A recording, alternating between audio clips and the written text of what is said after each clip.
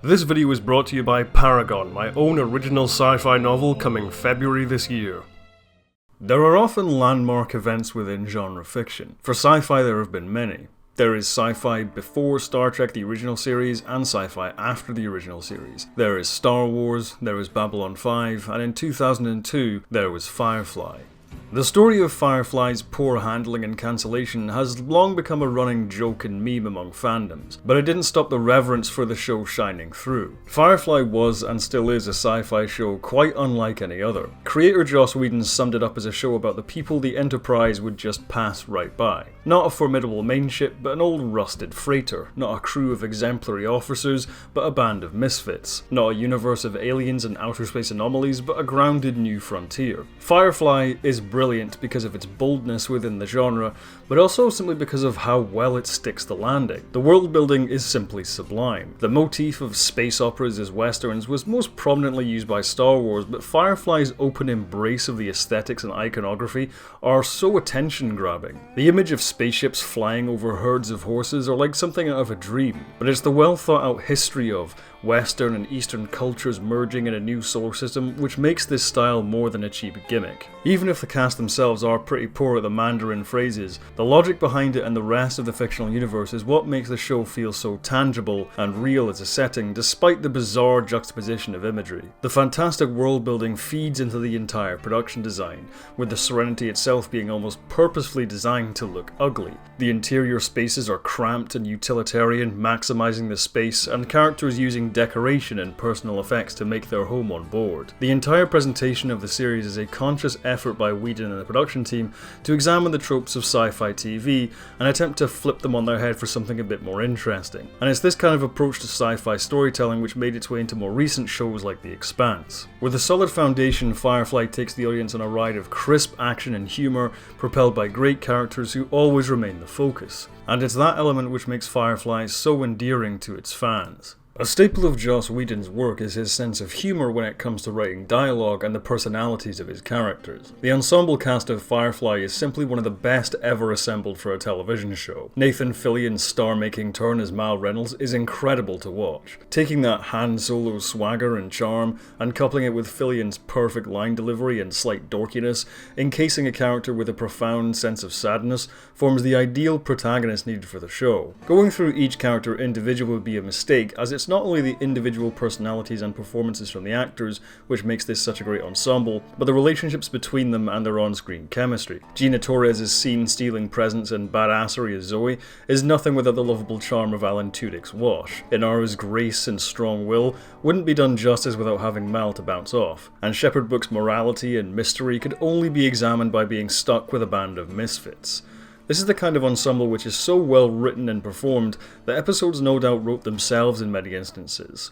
Give the crew a problem or task, and how they react as individuals and as a crew is what will propel the plot forward. Usually at this point I do a season by season breakdown of the show, but seeing as Firefly only had one season, I want to highlight the best episodes of the show instead. The original pilot is a masterclass in, well, making a pilot episode.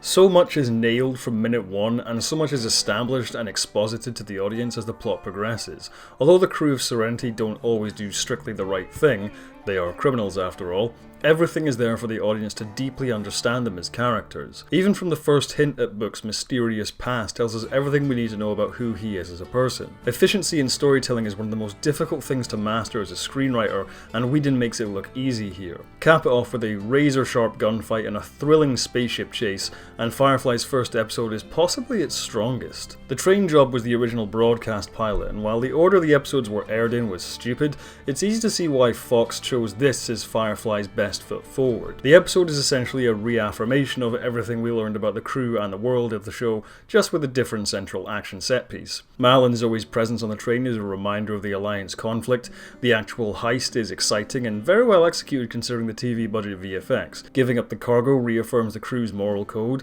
and the clash with the henchmen at the end is another fun action beat. Lots of humour, a healthy dose of action, and heaps of charm and fun.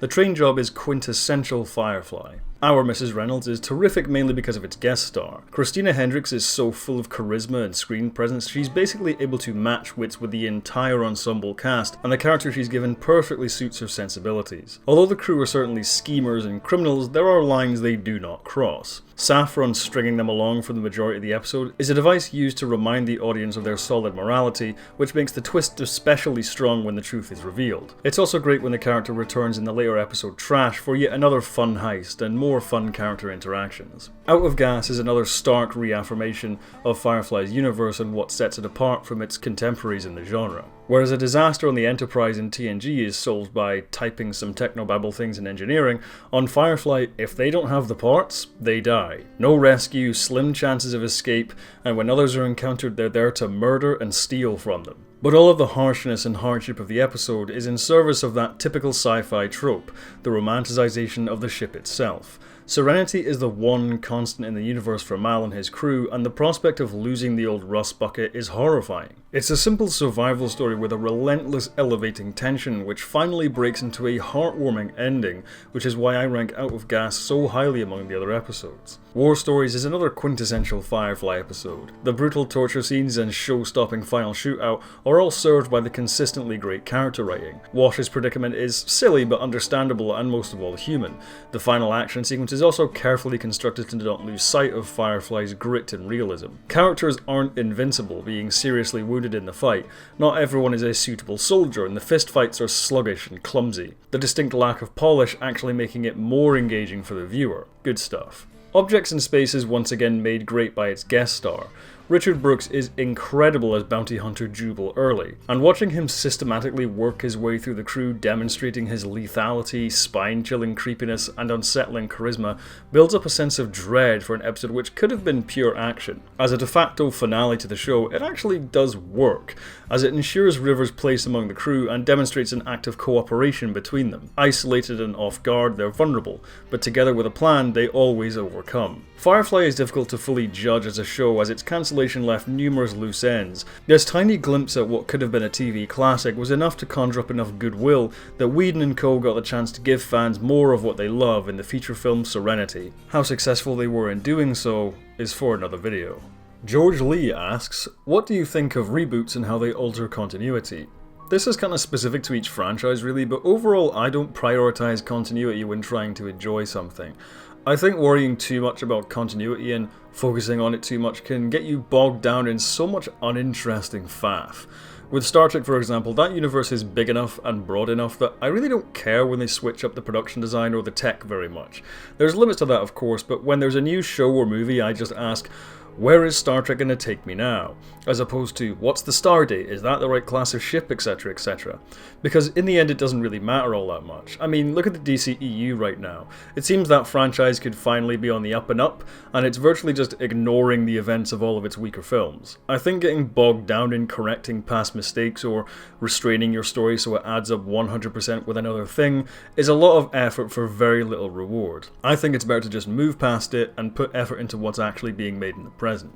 If you like my videos, be sure to subscribe and hit the bell icon to stay up to date on all my new uploads. You can see videos early on my Patreon for as little as $5 a month. Speaking of which, I'd like to thank my patrons Chris Lord, Andy Luke, Larry Bennett, James Vanderhaeg, T. Stoney, L. Carton and Millie Coleman. Until next time, have a good one, live long and prosper.